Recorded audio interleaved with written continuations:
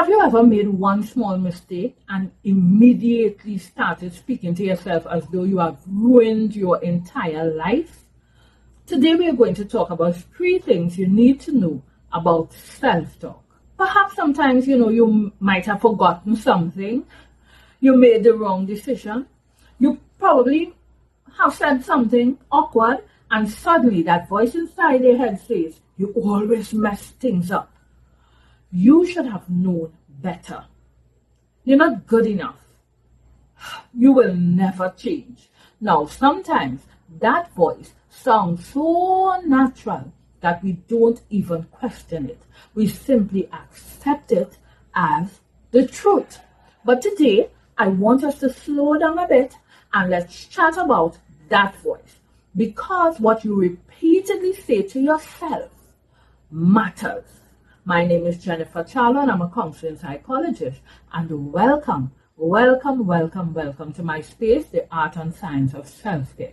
This is a place where we have honest conversation about healing, growing, and becoming the healthiest versions of ourselves. This is not about pretending that everything is perfect or wonderful.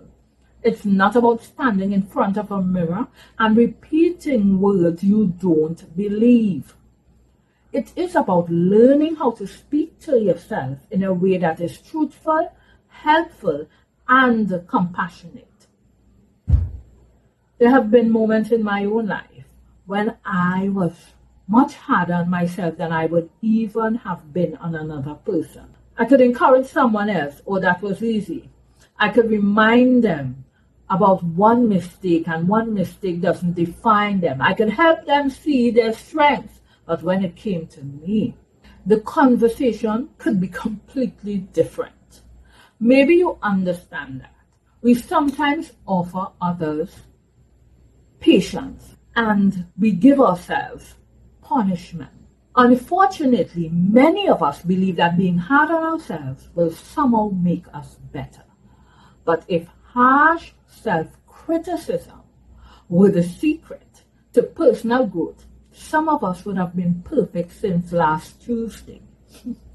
It doesn't work that way, my friend.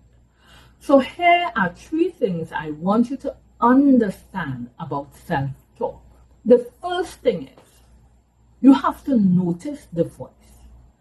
Let me be honest with you. You cannot change a pattern you have not noticed. You have to pay attention to what you say to yourself about yourself. We're talking now. When you make mistakes, feel rejected, or become overwhelmed, do you say, I made a mistake, or do you say, I am a failure? Those 2 are not the same statement. One describes something that happened, the other turns your experience into your personal identity. Sometimes our inner voice is not completely our own.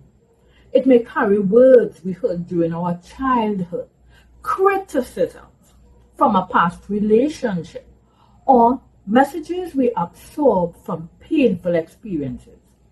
After hearing something repeatedly, over and over again, we can begin repeating that to ourselves. We internalize it, even when the person who originally said it is no longer in the picture.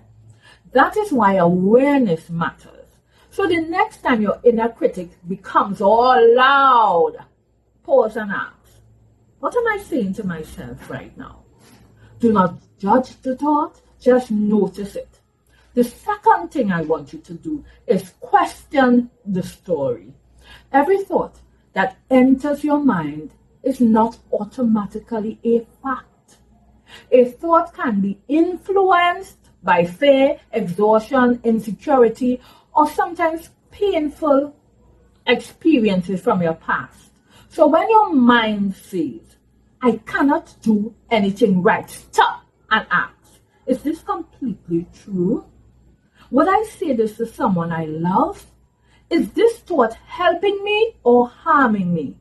This is where the science becomes very practical. You see, the brain strengthens pattern. That we repeat. When we think the same way again and again, that mental pathway becomes easier to follow. But the brain can also learn new patterns. That means harmful self-talk can become a habit, but it does not have to become a life sentence. And that brings us to the third thing.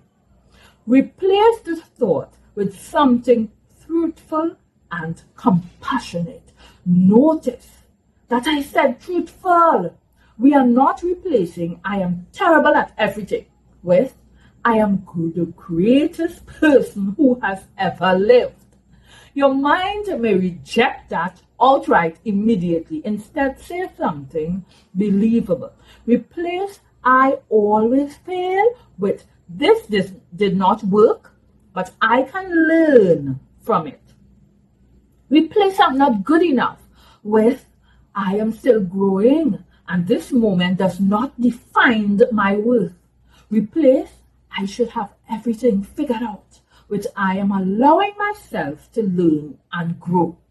Compassionate self-talk does not excuse poor choices, but it gives you enough emotional security and safety to face those choices honestly and do something differently. You see, shame often makes us hide.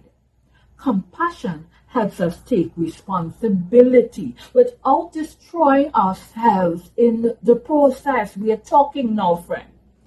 Here is a simple exercise you can try today. I want you to take a sheet of paper and divide it into 3 sections. In the first section, write, what did I say to myself? In the second one, write, is it true and helpful? And in the third one, I want you to write, what would be a healthier response? For example, if I'm thinking I embarrassed myself, is that completely true and helpful, I may ask?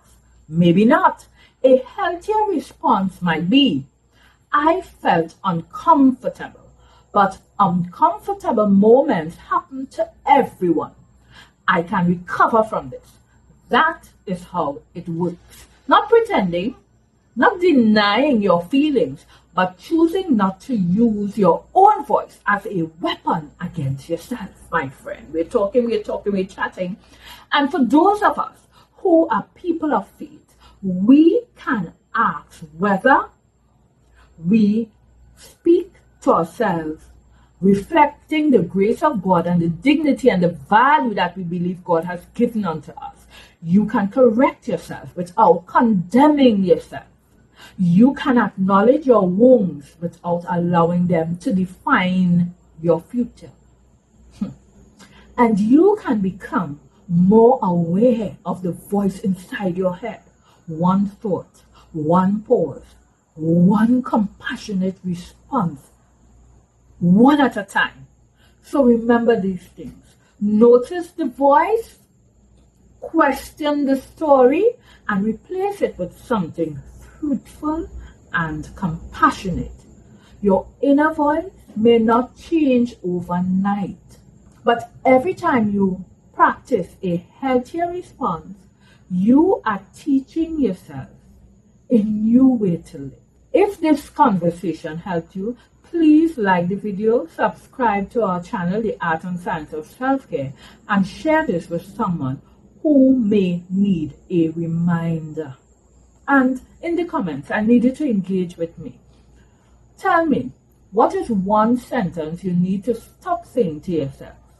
Think about it, write it down, do the exercise, and until next time, I want you to remember, we can heal, we can grow, we can strive, and please speak to yourself with care as you would a friend that you love.